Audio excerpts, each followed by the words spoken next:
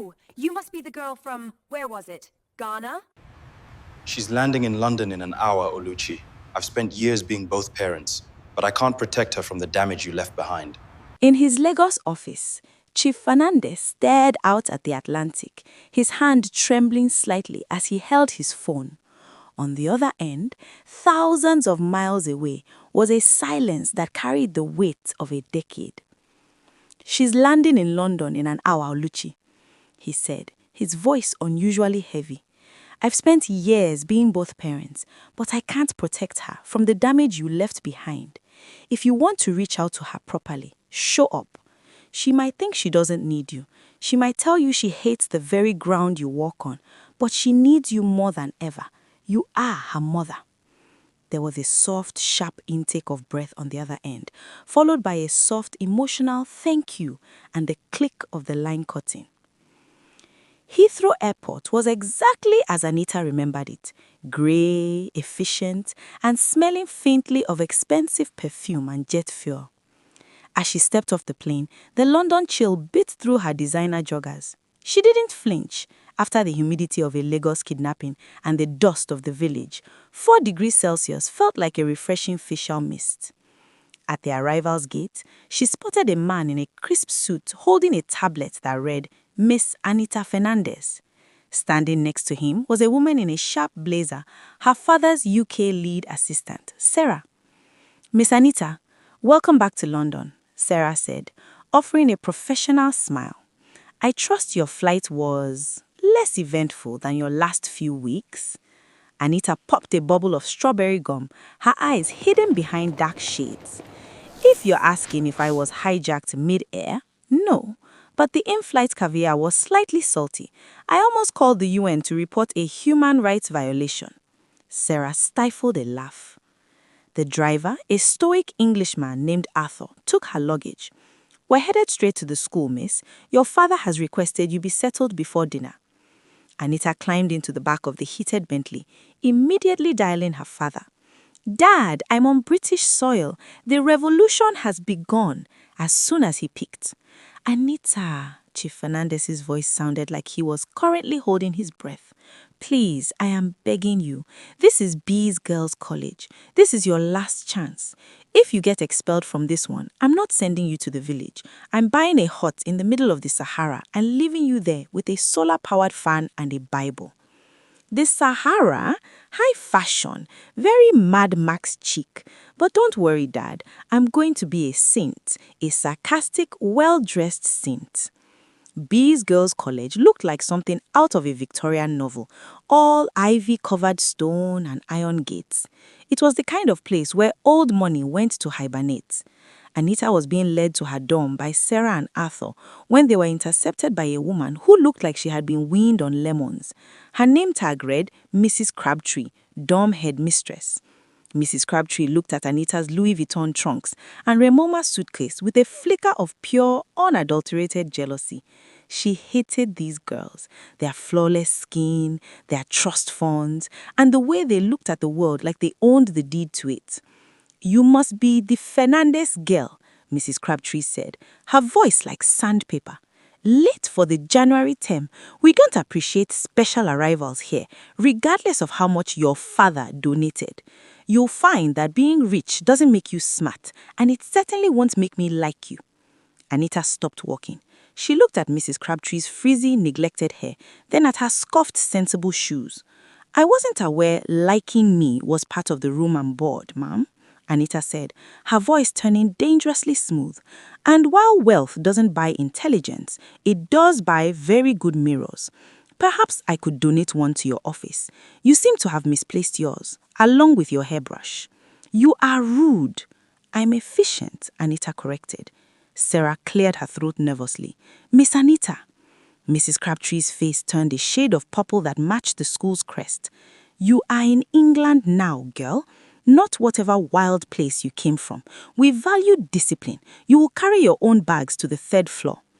Actually, Mrs. Crabtree, Anita said, her voice turning dangerously sweet, Arthur is paid by my father, and Sarah is a legal representative of a multinational corporation.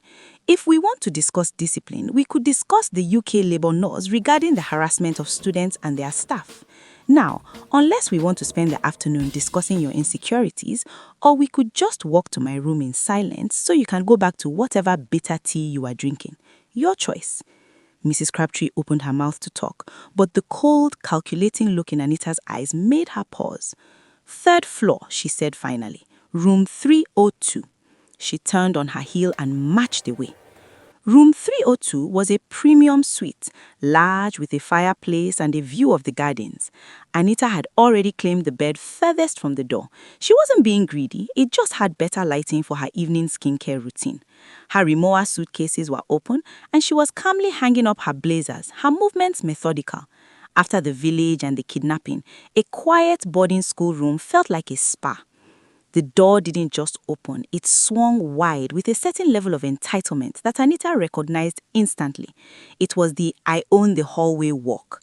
A girl stepped in. She had perfectly curly, long brown hair, wore a sweater that probably cost more than a small car, and held a Starbucks cup like it was a scepter. She stopped mid-stride, her eyes raking over Anita's open suitcases, then finally landing on Anita. "Oh," the girl said, her voice a polished chilly drawl. "You must be the girl from, where was it, Ghana?" Anita didn't stop smoothing out a silk blouse. She didn't even look over her shoulder. "Nigeria, actually. Lagos. Though I appreciate the geographical effort. It's a big continent. I know it's hard to keep track when you're busy with whatever it is you do." The girl, Camilla, narrowed her eyes. She walked over to the vanity table, dumping her expensive leather bag onto the surface, nearly missing Anita's organized glass bottles. "I'm Camilla," she announced, as if the name should trigger a standing ovation. She looked at Anita's bed. "You've settled in quite quickly. Most new girls wait for the senior student to arrive before they start colonizing the space." Anita finally turned, leaning back against the wardrobe. She popped a piece of strawberry gum into her mouth, her expression one of mild, polite boredom. "Colonizing? That's a bold word of choice, Camilla. Historically ironic too. But to answer your question, I'm an early bird. I find that waiting for permission usually results in getting the worst view." Camilla let out a short, dry laugh. Crossing her arms, she looked Anita up and down, noting the designer labels, but refusing to be impressed. "You are quite chatty, aren't you? Back home, were you the big fish in your little pond? Just a warning, London is an ocean. You might find the salt a bit much." Anita smiled. It wasn't a mean smile. It was the smile of someone who had negotiated her way out of a hostage situation with 2 diamond earrings and a dream. "Trust me, Camilla," Anita said, clicking her suitcase shut. "I've spent the last month in a Nigerian village where the mosquitoes were more intimidating than you, and the last week dealing with people who actually used guns instead of passive-aggressive comments. If you are the ocean, I think I'll be just fine. I'm a very strong swimmer." Camilla stared at her for a long beat, clearly not expecting the calm, dry pushback. Usually, the new girls were stuttering by now. She turned back to her vanity table, pulling out a gold-plated hairbrush. We'll see, she muttered. "Just stay on your side. And for heaven's sake, don't use my Dyson. It's calibrated for my hair texture." Anita hopped on her bed, opening her MacBook. "Wouldn't dream of it," Anita replied, armsy. "I prefer my tech to have a soul, but if you ever need tips on how to make your sarcasm sound a bit less like a rehearsed movie script, let me know. I offer a consultancy service." Camilla didn't respond, but the aggressive way she started brushing her hair told Anita everything she needed to know. The war hadn't started. It was more like a cold front moving in, and Anita, having survived the heat of Africa, was perfectly comfortable in the chill. The assembly hall at These Girls College, London, was a cavernous space of cold stone and historical portraits. As the students filtered out, Anita was checking her timetable on her phone, leaning against the mahogany pillar. Suddenly, a shadow fell over her. Olivia stood there, flanked by Camilla and Emma. Olivia didn't look like a bully. She looked like a girl from a luxury perfume ad, soft and radiant and wearing a smile that looked like it had been practiced in a mirror for years. "You must be Anita," Olivia said, her voice a gentle, melodious coo. She reached out and lightly touched Anita's arm, a gesture of full intimacy. "I'm Olivia," she said. "Camilla told us all about you. I was so worried. It must be such a shock coming all the way from Lagos to, well, real London. The air is so much thinner here, isn't it?" Anita looked at the hand on her arm, then back at Olivia's face. She didn't flinch. She simply offered a smile that was just as wide and just as fake. "It's definitely thinner," Anita replied smoothly. Less humidity. It makes it much easier to see things coming from a distance. But don't worry about me, Olivia. I'm quite used to adapting. I've lived in places where the predators have much sharper teeth than the ones here. Olivia's smile didn't falter, but her eyes did a quick clinical sweep of Anita's outfit. How brave! I actually told the headmistress I'd love to be your peer mentor, to make sure you don't accidentally offend the wrong people. London has so many unspoken rules. It would be a tragedy if you were ostracized before you even found the library. Emma let out a tiny, high-pitched giggle. Olivia is being so kind. Most girls have to wait a term just to get a hello from her. Anita popped her gum, the sound echoing slightly in the corridor. She leaned in closer to Olivia, dropping her voice to match the other girl's sweet tone. "I truly appreciate the charity, Olivia. Really. It's so missionary of you," Anita whispered, her sarcasm hidden behind a mask of gratitude. "But back home, we have a saying about the green snake under the green grass. It looks so beautiful and blends in so well until you realize it's just looking for a way to bite. I'd hate for you to tire yourself out trying to mentor me when I'm already so well versed in gardening."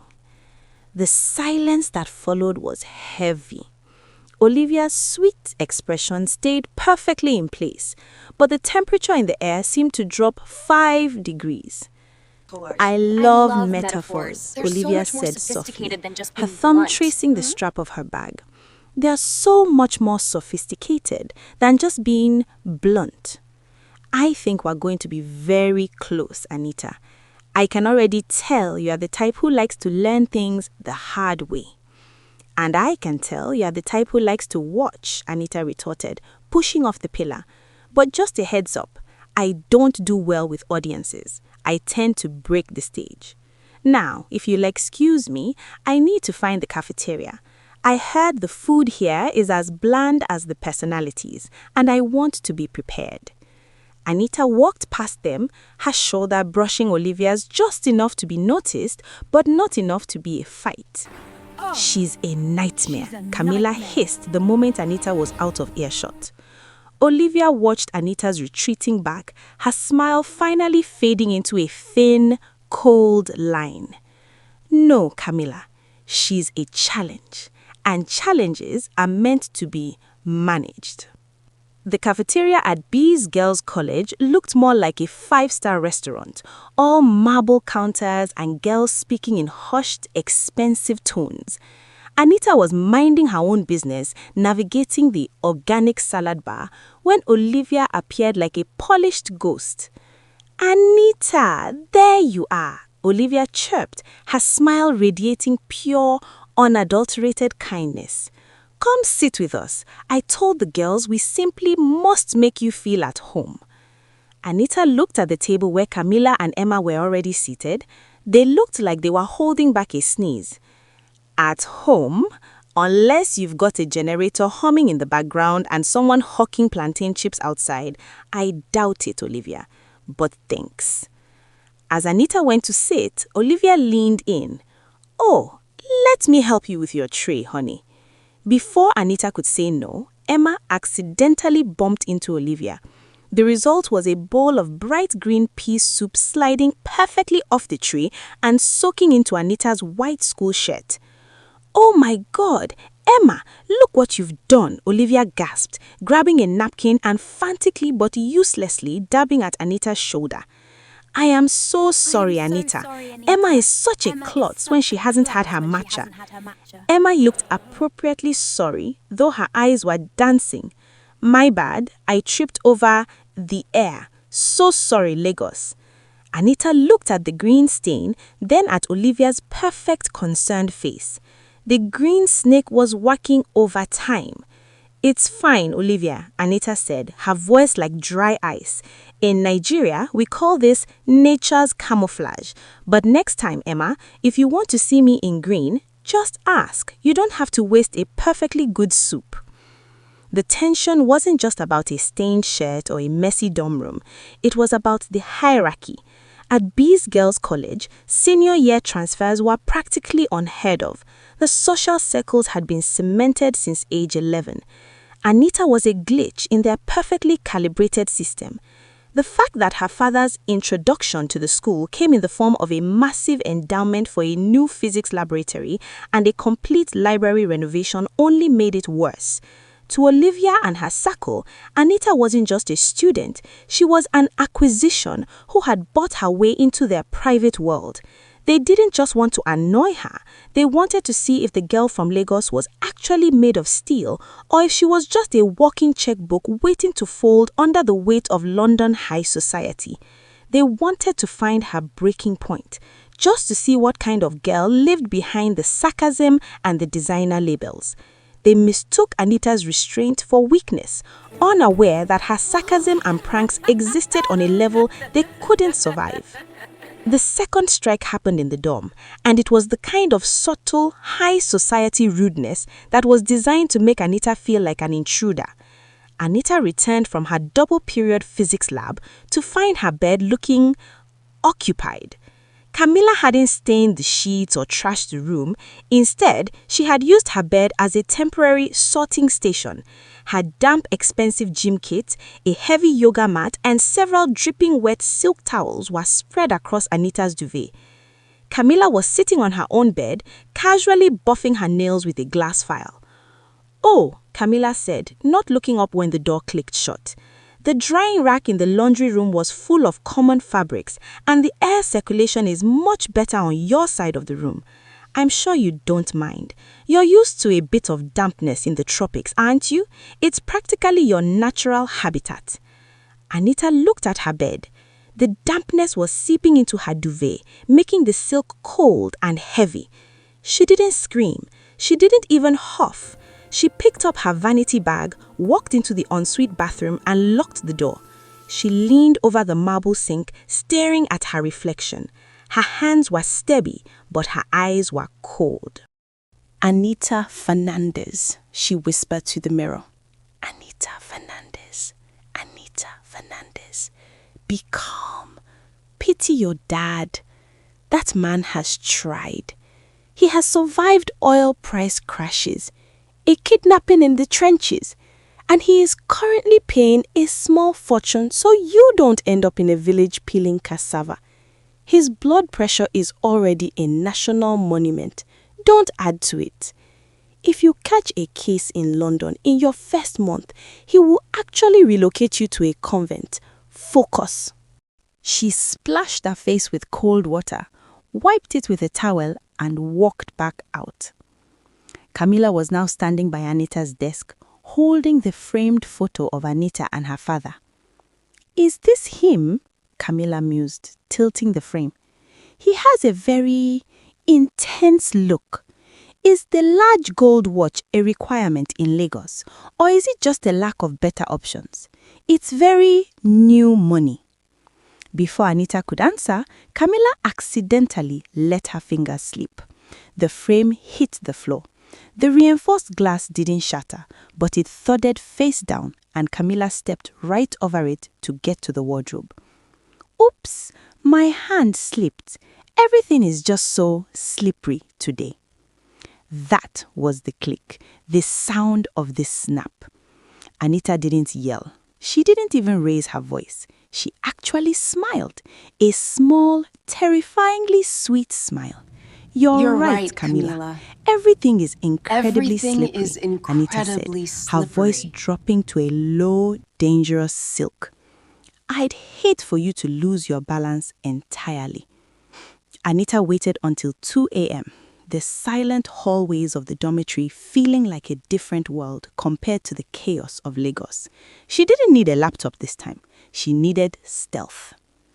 Earlier that day, she'd swiped several bottles of concentrated food coloring from the baking station in the cafeteria. Vibrant, industrial-looking colored strength dyes in neon blue and deep violet.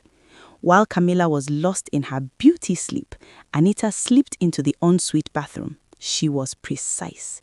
She unscrewed Camilla's calibrated organic shampoo, added a generous dose of the blue dye, and shook it gently until the consistency was perfect. She did the same with the expensive charcoal-based toothpaste, injecting a streak of violet dye right into the center of the tube. Finally, she took the Dictionary of English Etiquette Camilla had left on her bed and placed it back on Camilla's desk, right on top of her designer bag. The next morning, the room didn't start with a bang. It started with a scream. Camilla had headed into the shower, still groggy. 5 minutes later, the curtain was ripped back. Camilla stepped out, clutching a towel, her skin and hair a vibrant, shimmering shade of Smurf blue. The dye had reacted with the steam, tinting her from her forehead to her toes. What? What is this? Camilla shrieked, rushing to the sink. In a panic, she grabbed her toothbrush, hoping to at least freshen up before calling for help. She squeezed a large dollop of paste and began brushing frantically. 10 seconds later, she looked in the mirror and let out a strangled gaggle. Her teeth and gums were now a deep, bruised violet. She looked like she had been eating blueberries in a nuclear plant. "Anita!" Camilla turned, her face a terrifying mask of blue and purple. You absolute freak! You've ruined me!" Anita was sitting calmly on her bed, already dressed in her crisp uniform, sipping a cup of tea. She didn't look up from her book. "Ruined? I thought you liked texture, Camilla. The blue really brings out the warmth in your everything." Frantic, blue and purple-toothed, Camilla lunged at Anita. She wasn't thinking, she was pure, sticky rage. She tried to grab Anita's hair, but Anita stood up quickly, using the thick etiquette dictionary as a shield. They ended up in a frantic, undignified struggle over the book and a stack of textbooks, tumbling towards the door just as it swung open. The silence that followed was heavy enough to crack the floorboards. Mrs. Crabtree's face turned a shade of red that rivaled Camilla's new purple teeth. She straightened her blazer, her voice cutting through the room like a frozen blade. "Both of you," she commanded with terrifying authority, "to the principal's office now." Anita slowly lowered the dictionary and set it neatly on the desk. She smoothed out a non-existent wrinkle in her blazer and checked her manicure. "Technically, ma'am, I was just trying to show her Chapter 4, Maintaining Composure in Social Settings," Anita murmured, her voice dripping with dry innocence. "But I suppose the visual aids were a bit too much for her." "Out," Mrs. Crabtree barked, pointing a trembling finger towards the hallway. The walk to the principal's office was an event. Students peered out of their dorm rooms, gasping as a neon blue Camilla stomped down the hall, leaving faint blue smudge marks on the pristine white walls. Anita walked 2 paces behind her, hands clasped behind her back, looking less like a student in trouble and more like a tourist enjoying a particularly strange art gallery. "You're dead," Camilla hissed through her violet teeth, her voice a wet gargle. "My father will have you deported." "I doubt it," Anita replied calmly. "Blue isn't really a protected category under immigration law, Camilla. Though I must say, the violet gums really bring out the old money desperation in your eyes. It's a look." Principal Higginbottom sat behind a desk that looked like it cost more than the average Lagos apartment. She looked at Camilla, who was now weeping blue tears, and Anita, who was calmly admiring the oil paintings on the wall. Principal Higginbottom was mid-sentence, lecturing them on the sanctity of the learning environment and the cost of professional-grade exfoliating treatments when the heavy oak door of the office swung open. She didn't knock, she didn't wait, she simply entered. Oluchi Fernandez didn't just walk into a room, she reclaimed it. She looked like she had been sculptured from marble and draped in elegant outfit. Her presence was so suffocatingly elegant that Mrs. Crabtree actually stood up straight, instinctively tucking her clipboard behind her back. Oluchi was Anita's blueprint, the final, polished and significantly more dangerous version. Camilla, still shimmering in neon blue with purple-stained gums, stared at her in a mix of terror and awe. Anita, however, felt the air leave her lungs. For the first time since arriving in London, her facade of the fearless, sarcastic bad egg evaporated. She sat in the leather chair, silent and genuinely taken aback, her eyes wide as she watched the mother she hadn't seen in years command the room. "Principal Higginbottom," Oluchi said, her voice a rich, low melody. She offered a slight, regal tilt of her head. "I apologize for the lack of notice. I was in Mayfair for a board meeting when I received the alert. Please, continue." The principal cleared her throat, trying to regain her footing. "Mrs. Fernandez, yes, as I was saying, the creative liberties your daughter took with school property are, quite frankly, unprecedented. This is a clear breach of the peace. I have decided on a 1-week suspension for both girls. Camilla for her initial provocation regarding the dormitory space, and Anita for this chemical display." Oluchi listened, her expression unreadable. She didn't argue. She didn't raise her voice. "1 week. Entirely fair," Oluchi said smoothly. "A bit of distance is often the best cure for a lack of perspective." She turned her gaze to Camilla. Anita braced herself for a sharp remark, but Oluchi surprised everyone. She leaned in slightly towards the blue-tinted girl, her expression softening into something that looked like kindness, though it didn't quite reach her predatory eyes. "And you, dear," Oluchi said softly, her voice almost motherly. "Don't cry. It will only make the dye streak, and we wouldn't want to ruin the vibrancy of the look. You're actually quite striking in sapphire. It's a very brave choice for this season. I'm sure with enough lemon juice and patience, you'll be back to your usual self in no time. It's such a shame about the inconvenience." Camilla blinked, completely disarmed by the soft tone, not realizing she had just been insulted with extreme grace. Oluchi then looked at the principal. "My daughter has breached the peace, yes, but since she clearly has enough energy to redecorate her pears, she clearly has enough energy to spend a week under my direct supervision. I accept the suspension. Anita, get your things." Anita didn't say a word. She stood stiff and silent, her mind spiraling. Where was the woman who sent watches instead of affection? Where was the mother who disappeared when she was 4? And who was this woman, now trying to claim a place she had abandoned? Anita dragged her suitcase towards the school's main gate, her mind still wrapped in fog. She assumed one of her father's UK staff, Sarah or Arthur, would be waiting, ready to drive her back to the Chelsea house. She was already bracing herself to disappear for 7 days, away from everything and everyone. But when she reached the curb, there was no Bentley in sight. Instead, idling by the gate was a silver Aston Martin Vantage. Leaning against it was Oluchi, wearing oversized sunglasses and looking like she was waiting for a film crew.